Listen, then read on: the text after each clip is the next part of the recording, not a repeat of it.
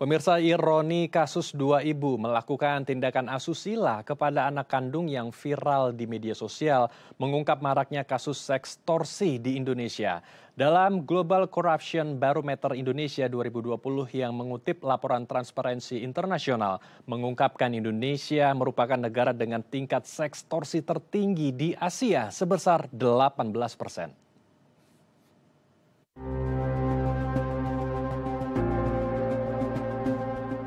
Video asusila antara ibu kandung dan anak terus bermunculan dan menjadi fenomena yang memilukan. Dalam satu pekan terakhir, polisi mengungkap 2 video asusila yang dilakukan ibu kepada anaknya, digunakan untuk mendapatkan uang melalui media sosial. Kondisi ini membuktikan bahwa orang tua berpotensi menjadi pelaku kekerasan seksual dengan modus kebutuhan ekonomi. Menurut data lembaga SafeNet, dari 1052 kasus kekerasan gender berbasis online masuk ke dalam kejahatan sekstorsi. Aduan kasus kekerasan gender berbasis online yang diterima lembaga SafeNet pada tahun 2023, sekitar 12,64% tercatat sebagai kejahatan sekstorsi. Dalam Global Corruption Barometer Indonesia 2020 yang mengutip laporan Transparency International mengungkapkan Indonesia merupakan negara dengan tingkat sekstorsi tertinggi di Asia sebesar 18%. Diikuti dengan Sri Lanka 17% dan Thailand 15%. Sekstorsi merupakan sebuah bentuk kejahatan cyber yang menggunakan informasi seksual dari korban untuk melakukan aksi pemerasan seksual dengan tujuan kepuasan maupun materi.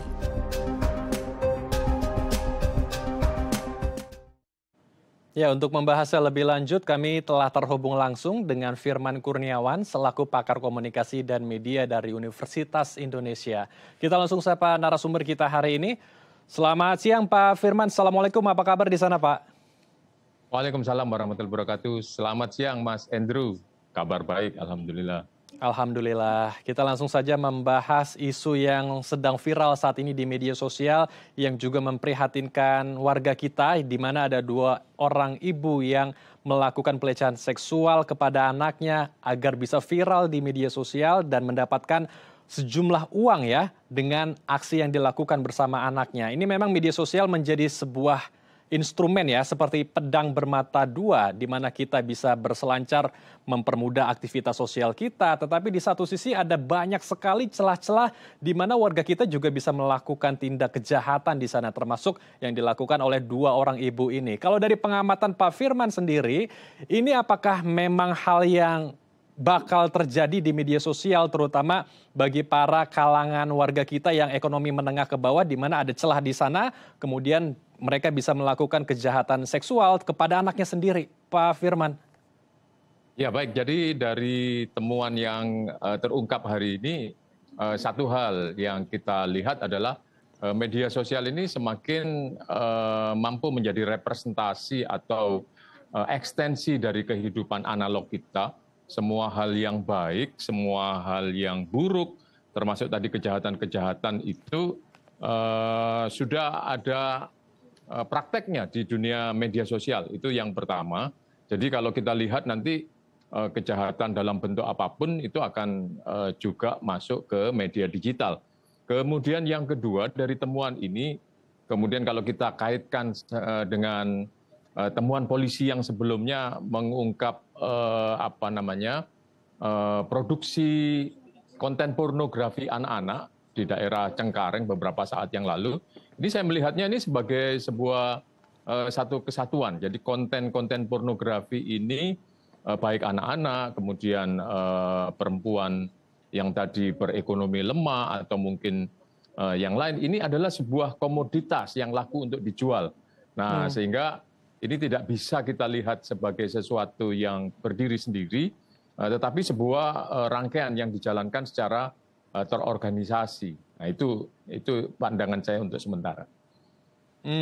Baik, kalau kita membahas sedikit tentang sekstorsi ya, ini kan ramainya di luar negeri ya. Lalu apa yang menyebabkan kita, warga Indonesia, juga bisa melakukan hal itu? Apakah seperti yang tadi sudah dijelaskan ya, bahwa faktor sosial dan ekonomi juga menjadi pemicu sehingga apapun dilakukan untuk bisa meraup cuan, keuntungan meski itu hal yang buruk ya yang dilakukan, Pak Firman. Ya, jadi kalau kita lihat media digital ini tidak kenal batas negara. Jadi apa yang terjadi di negara lain sangat mungkin juga terjadi di Indonesia, dan dalam kenyataannya apa yang tadi Mas sampaikan sebagai sextorsi yang banyak di luar negeri, di negara kita juga sudah masuk. Kalau hari ini masih 2 kasus, menurut saya ini adalah gunung es yang belum terungkap di Bali ini, mungkin jumlahnya jauh lebih banyak. Nah, mengapa Indonesia bisa juga mengakomodasi atau mengadaptasi bentuk kejahatan ini? Kalau kita menggunakan tinjauan politik dan ekonomi media, sebuah konten di media itu mempunyai nilai ekonomi itu ketika satu ada produsennya, ada yang memproduksi, bisa memproduksi secara ekonomis, memenuhi standar-standar keuntungan ekonomi tadi, menghasilkan cuan. Yang kedua juga ada pasar yang menyerap produk yang diproduksi. Nah, yang ketiga juga kemudian resources. Nah, kalau kita lihat tadi dari kejahatan pornografi anak, kemudian sextorsi yang ini tadi memanfaatkan perempuan-perempuan yang secara ekonomi rentan, lemah, ini ternyata mungkin oleh produsennya dianggap sebagai resources yang bisa dimanfaatkan. Jadi tadi dengan tekanan-tekanan tertentu yang diberikan kepada sang ibu, kemudian dalam tanda kutip tega melakukan bentuk pelecehan seksual yang semacam itu. Seperti itu, Mas Hendro. Baik, jadi ada supply dan pasti ada demand ya. Tetapi yang menarik yang di-highlight adalah di luar negeri ini kebanyakan korbannya adalah anak-anak muda ya, sekitar umur 20-an. Sementara di Indonesia, di tanah air kita, ini pelakunya adalah kaum ibu yang memiliki anak dan anaknya dijadikan sebagai objek untuk bisa mendapatkan uang dari video-video yang berkaitan dengan asusila ya. Ini mengapa hal itu bisa terjadi? Apakah memang kembali lagi banyak ibu-ibu di negara kita yang ekonominya lemah itu juga bisa memanfaatkan media sosial sebagai alat untuk mendapatkan penghasilan tambahan sehingga anaknya ini juga dijadikan korban untuk mendapatkan cuan dengan video asusilanya, Pak Firman? Kalau saya melihatnya justru dari sudut pandang produsen, tadi kelompok anak muda umur 20-an tahun di luar negeri, kemudian kalau Indonesia ibu-ibu yang lemah secara ekonomi dan juga mempunyai anak, ini kalau kita konseptualisasi bisa disebut sebagai kelompok rentan. Kelompok rentan yang membutuhkan penghasilan sementara kalau kita lihat mungkin penghasilan tetapnya tidak ada. Nah ini dilihat tadi oleh produsen, ini bisa kita masuki untuk menjadi resources. Kemudian dari sisi ragam atau pola konten-konten pornografi ini kan kalau kita lihat dari masa ke masa berkembang, dari hal yang kalau dulu kita lihat apa yang tampil di majalah Playboy, kemudian di film-film porno Jepang yang seperti itu. Nah ini sekarang variannya kepada anak-anak dan perempuan yang mempunyai anak. Nah ini saya lihat sebagai sebuah bentuk varian baru yang ketika ditawarkan ini saya meyakini ada pasarnya. Nah sehingga bermunculanlah kasus-kasus terbongkarnya bentuk pemasaran pornografi dengan ragam yang seperti ini. Baik, ini ada segmennya juga ya, ada pasarnya juga sehingga ini bisa menjadi sebuah mata pencarian baru bagi oknum-oknum yang tidak bertanggung jawab. Kalau kita melihat dari kriterianya, sebetulnya seperti apa yang biasanya sering dijadikan oleh oknum tidak bertanggung jawab ini yang melihat kira-kira ibu A bisa menjadi target untuk dijadikan korban. Tapi ditahan dulu Pak Firman, kita akan bahas usai jeda ya. Dan pemirsa, jangan kemana-mana karena kami akan kembali sesaat lagi.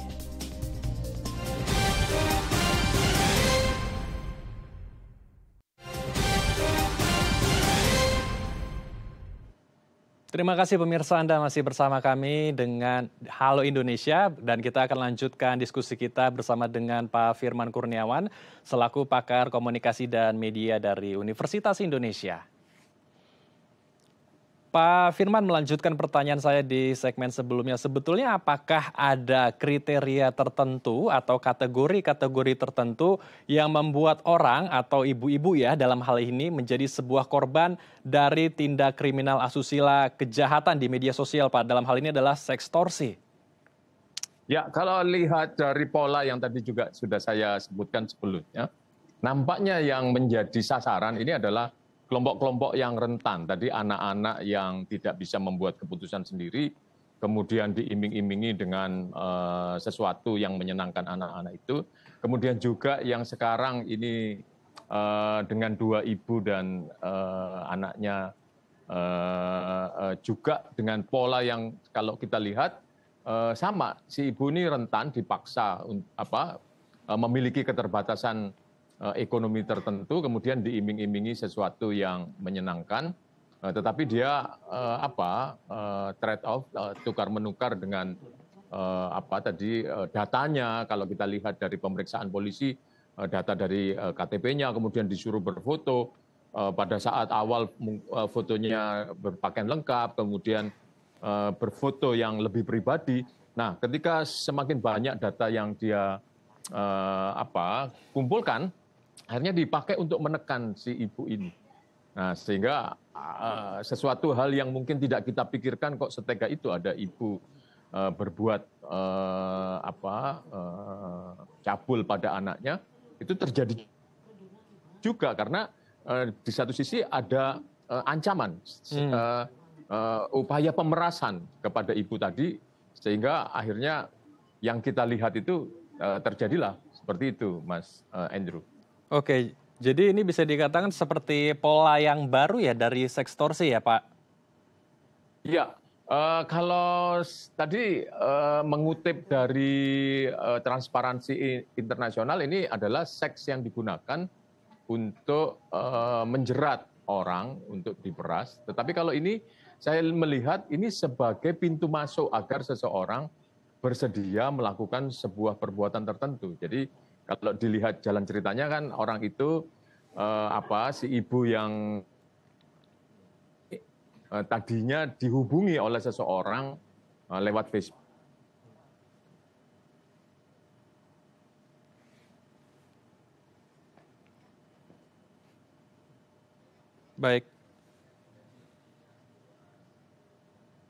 Baik, sepertinya kami mengalami gangguan komunikasi dengan Pak Firman. Kalau yang dijelaskan oleh Pak Firman tadi, ini sebetulnya jenis sekstorsi yang baru, karena sekstorsi yang pada umumnya biasanya ada tindak penekanan yang luar biasa, ada tekanan, ada pemerasan, dan pemaksaan agar korban bisa menyetor duit, bisa mentransfer uangnya untuk bisa meredam dari ancaman pelaku untuk tidak menyebarkan video-video yang berkaitan dengan konten pornografi. Tetapi yang ini adalah ibunya dengan begitu luar biasa membuat unggahan video yang berbau dengan konten pornografi dengan anaknya, dan ini juga dikatakan sebagai pola yang mungkin baru dan kita akan mendalaminya lagi. Pak Firman, apakah sudah bergabung? Tadi terputus. Baik. Ya, maaf tadi terputus. Jadi sangat mungkin ini ada sekstorsi ini sebagai cara untuk menjerat korban yang baru sebagai pintu masuk saja. Jadi bukan seperti yang digambarkan oleh Transparansi Indonesia sebagai instrumen untuk melakukan tindakan korupsi, tetapi di sini menggiring ibu ini untuk melakukan tindakan, ibu atau kelompok yang rentan tadi untuk melakukan tindakan yang tidak semestinya. Kalau Mas juga mungkin pernah nonton film Black Mirror, di situ ada satu episode yang seseorang ketika memanfaatkan kamera yang ada di komputernya, tentu saja karena dia merasa privat, berbuat apa saja, ternyata itu diam-diam direkam, dan kemudian hasil rekamannya dikembalikan pada email korbannya, fotomu yang privat ini sudah kita simpan loh. Nah, Anda punya dua pilihan. Akan kita sebarkan kepada sahabat-sahabatmu, kepada orang tuamu, atau mengikuti kemauan kita. Apa kemauannya itu? Mengantarkan paket ke suatu alamat tertentu yang kemudian ketika dibongkar, itu adalah paket narkoba. Nah ini jadi dalam hal ini seks itu digunakan untuk melakukan tindakan pemerasan.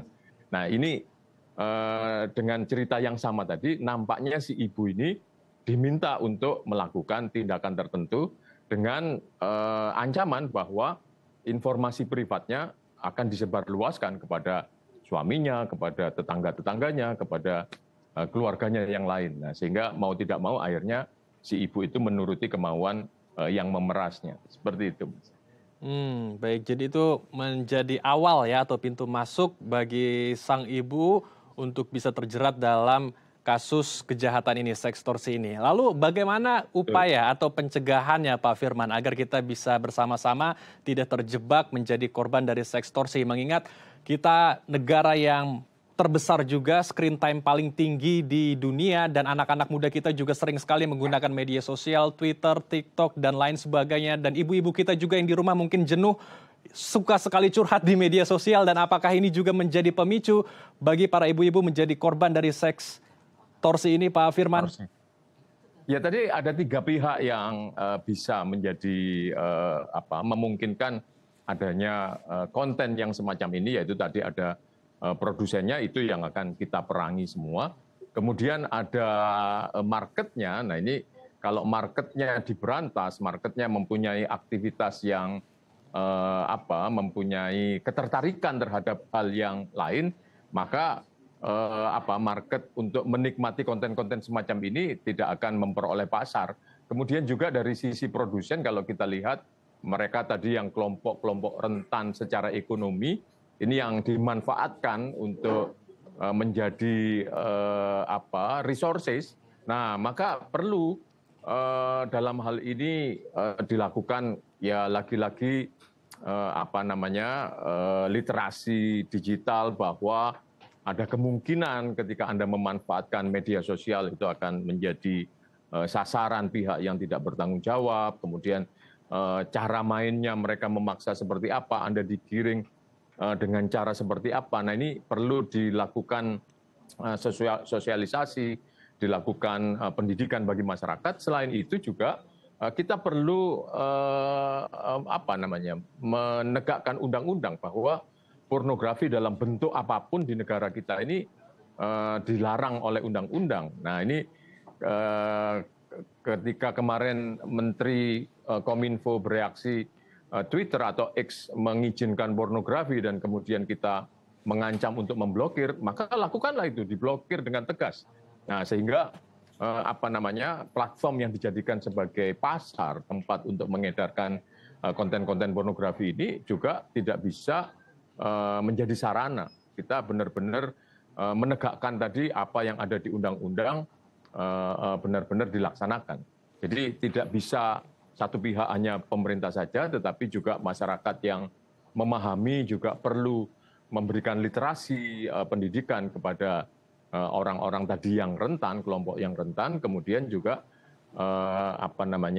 memberikan aktivitas yang dalam hal membuat konten-konten yang menarik sehingga mengalihkan pasar tidak tertuju pada konten-konten yang tidak etis atau melanggar undang-undang ini. Baik, kita harapkan pemerintah juga melaksanakan apa yang sudah tertuang dalam Undang-Undang ITE dan kekerasan seksual. Dan juga yang Pak Firman katakan tadi ya, saya juga sangat setuju untuk bisa mengalihkan warga kita membuat konten-konten kreatif, yang mana konten kreatif itu juga bisa menghasilkan, memberikan mereka ekonomi sehingga tidak lari ya untuk membuat konten-konten negatif yang tentunya juga berdampak buruk bagi masyarakat luas. Terima kasih Pak Firman telah bergabung bersama kami di Halo Indonesia. Salam sehat, Assalamualaikum Pak Firman. Waalaikumsalam warahmatullahi wabarakatuh.